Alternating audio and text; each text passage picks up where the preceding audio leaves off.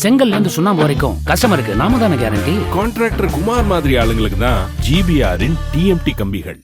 இதென்ன, தண்ணீர் குழாயில் பெட்ரோல் வருகிறது என சந்தேகம் கொள்ளும் அளவுக்கு நிலத்தடி நீர் நிறம் மாறி வருவதன் காட்சிகள்தான் இவை.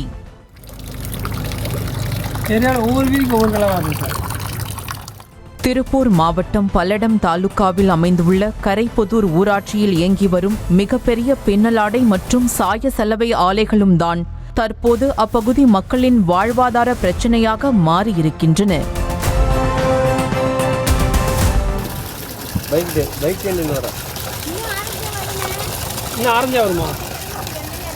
கரைப்புதூர் ஊராட்சியில் நீண்ட காலமாகவே வீடுகளில் உள்ள ஆழ்குழாய் மற்றும் கிணற்றில் இருந்து வரும் நிலத்தடி தண்ணீர் முற்றிலும் மாசடைந்து குடிப்பதற்கு தகுதியற்றதாகிவிட்டதால் ஏழ்மை நிலையிலும் மாதம் 3000 வரை செலவு செய்து கேன் தண்ணீரை வாங்கி குடித்து வருவதாக வேதனை தெரிவிக்கும் மக்கள் தற்போது குளிப்பதற்கு கூட நிலத்தடி நீரை பயன்படுத்த முடியாமல் தவிப்பதாக குமருகின்றனர்.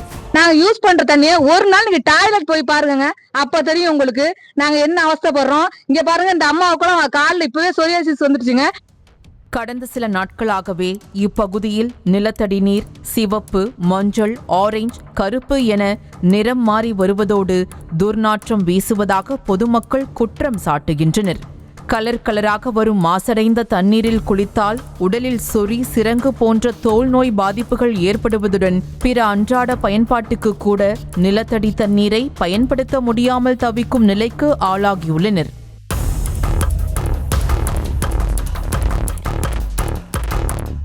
அது மட்டுமா, கால்நடைகளை பராமரிக்கவும் விவசாயத்திற்கும் கூட நிலத்தடி தண்ணீரை பயன்படுத்த முடியாமல் வாழ்வாதாரம் இழந்து பெரும் இன்னலுக்கு கரைப்புதூர் மக்கள் ஆளாகியிருப்பதுதான் வேதனை.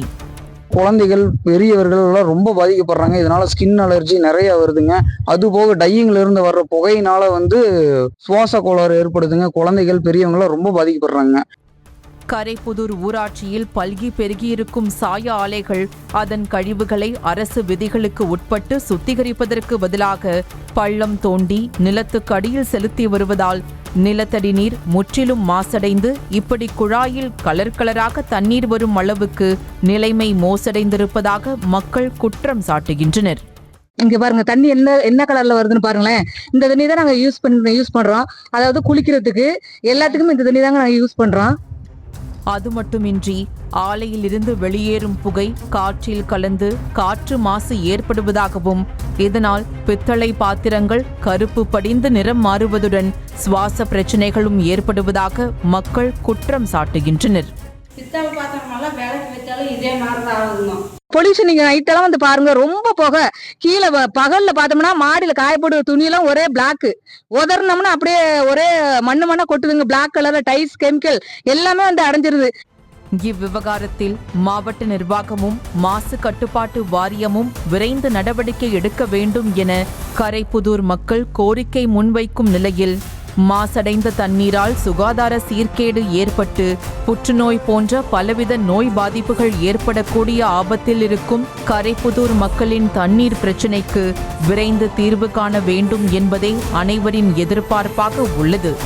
கற்ற கம்பில இருந்து அடிக்கிற ஆணி வரைக்கும் எல்லாம் குவாலிட்டியா இருக்கணும்ல. பிரகாஷ் போன்றவர்களுக்காகவே ஜிபிஆரின் டிஎம்டி கம்பிகள். செய்திகளை உடனுக்குடனும் துல்லியமாகவும் தெரிந்து கொள்ள சப்ஸ்கிரைப் பண்ணுங்க.